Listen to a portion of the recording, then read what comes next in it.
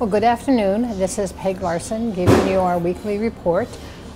This week, the Senate Education Bill and the House Education Bills went through their final committees before hitting the floor. The Senate bill actually was separate from the actual big finance bill. All other articles had been put in there, health, higher ed, and everything else. They had to make a special motion to put Senator Uyghur's 1935 into the big finance bill. So now in the Senate, they have a big mega bill like they did last year. And in the House, Chair Nobla decided that he would take two bills at a time and put them into his mega bill so that he would match the Senate. So Chair Loon presented her bill. There's really not much different in it. There's not much different in Chair Uyghur's bill either. There were a few amendments. In one, concurrent teacher training can receive grants. Of course, you have to apply for them, but that's a step forward. And also 25% of special ed paperwork will be taken away, but only that has to do with state mandates. But of course, they didn't say which paperwork things they were going to take out. That will come, I'm sure, as they negotiate in conference committee. The House is taking up the K-12 bill on Monday in session at 4 o'clock, and I know already there are 20 amendments to the bill, mostly by Democrats. Not too many that raise money, but some that raise some other areas of interest that they had that didn't make it into the bill. And the Senate is going to start to hear their policy bills this next week also. Some of the other things that we would like is, stop. I'm going to take that out. All right.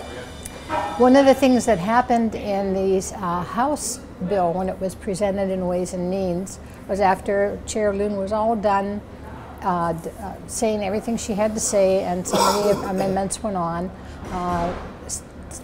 Representative Liebling came out long and loud saying that people needed to know that there was a $6 to $8 million tax increase in this education bill. And that's the one where you can increase the levy. The board can increase the levy without voter approval. And Chair Loon and Chair Nobla said no, the state is not raising the taxes. It would be up to the school districts to increase their taxes. And as you know and I know, that's an age-old argument between the legislature did it, the school board did it. But that's going to be interesting to see how that comes out.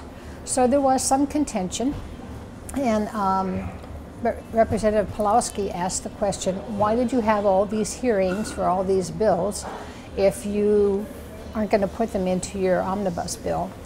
And there really wasn't an answer to that question, but then Representative Liebling made the comment that Representative Pawlowski did not talk for all of the DFL, which was a little snippy, and got into a little bit of a discussion. She said she thought all the bills should be heard, and even if it was just laying groundwork for the following year. So as it stands right now, the bills are going forward the policy bills are going on the floor. The finance bills are going into a humongous bill in the House and the Senate. So we will wait and see if there's anything changed on Monday in the House, which I'm sure there will be. Some of the amendments look like pretty good amendments. The one thing that I did want to say is that we actually have about 4 weeks left until May 22nd.